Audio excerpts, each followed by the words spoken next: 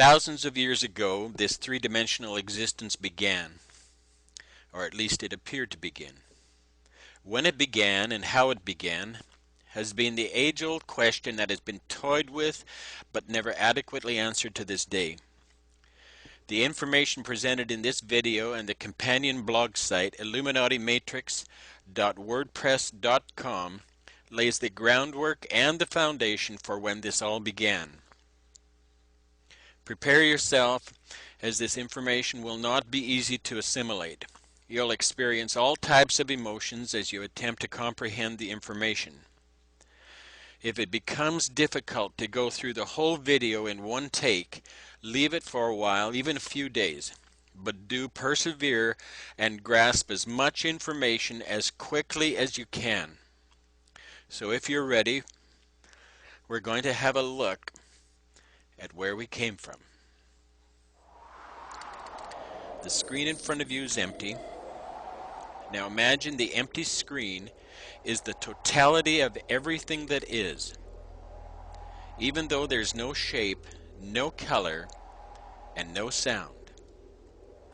As you look at the screen in front of you, what do you see?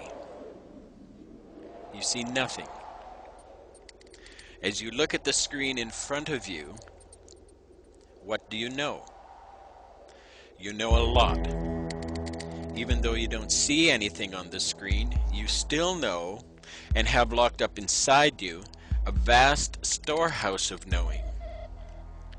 In this scenario we're contemplating, what you know may be correct or may be incorrect. It makes no difference.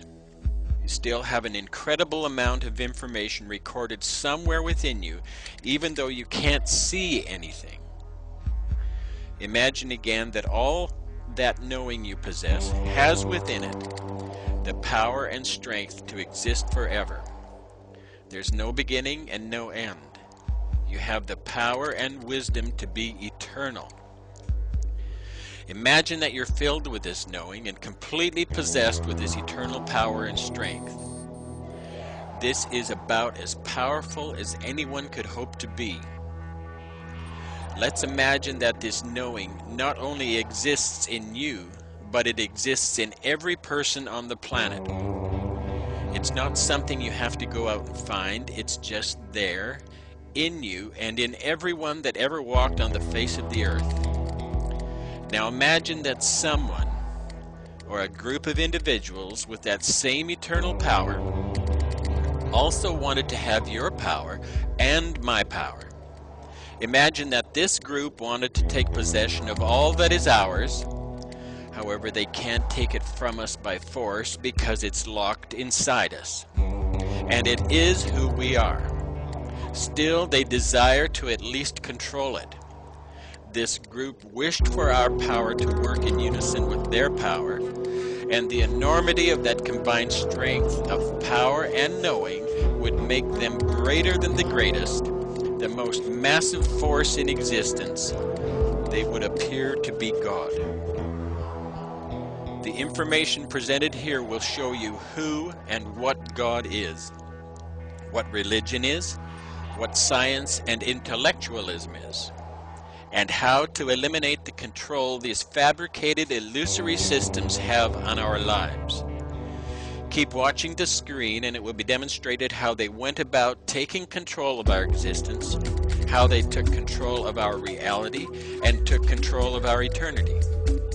It will be demonstrated how to take back that control of our existence, our reality, and our eternity right now. We'll see how to reconnect to our wisdom and awareness, which is the power and strength, the knowing of the eternal state. This wisdom and awareness is something we already have. There's nothing we have to do except reconnect to it. Here's how they disconnected us from wisdom and reality.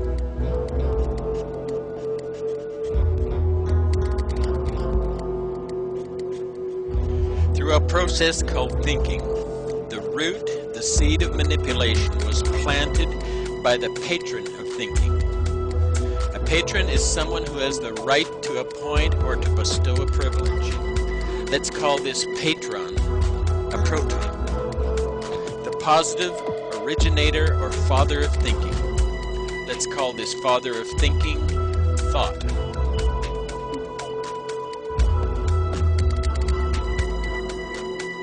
The seed of thinking, the seed of this patron father is neutral, not a patron or a proton, not mature enough to have seed of its own, simply neutral.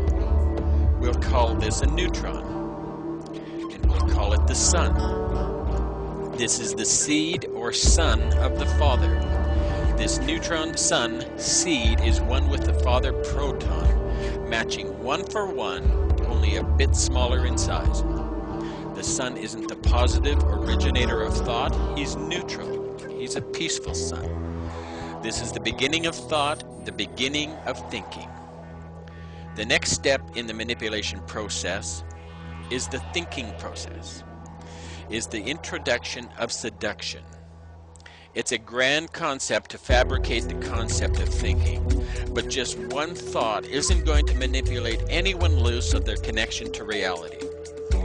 This group of thinkers then thought to introduce something that would manufacture a form of perpetuity in this whole notion of taking control.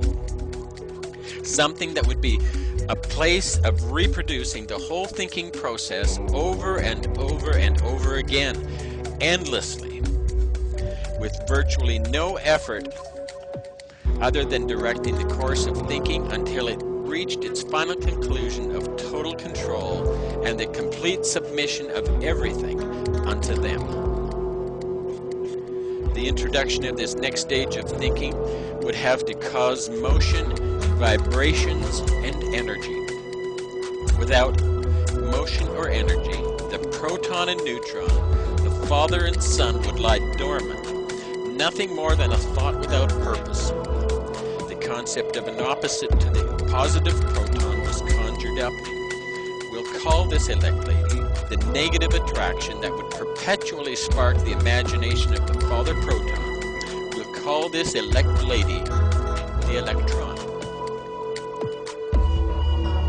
The electrons would be small, much smaller than the father proton or the neutron sun. In fact, over 1,800 times smaller. This electron would spin around the proton and neutron, held in orbit by the attraction to the male, yet keeping a distance, yet flirting endlessly for the male to pounce. But why stop there? Introduce another elect lady and another. Make it a whole harem of elect ladies, flirting and circling the male, creating a womb of protection for the seed of the father to grow and reproduce another just like themselves again and again endlessly. We'll call this womb the nucleus. This womb will be the room, the birthplace of the neutron sun seed within the womb of the mother. This mother we'll call matter.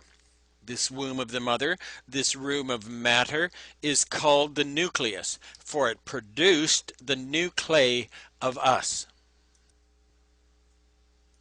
Matter is that which occupies space.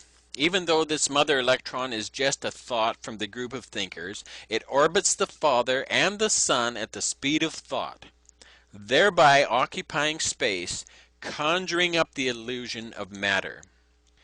Observe closely. The nucleus forms a hexagon in this two-dimensional demonstration. The hexagon is the form of two overlapping triangles which have been created by the electrons orbiting the proton and neutron. This hexagon is the hex placed on humanity through the adoration of the mother, the woman.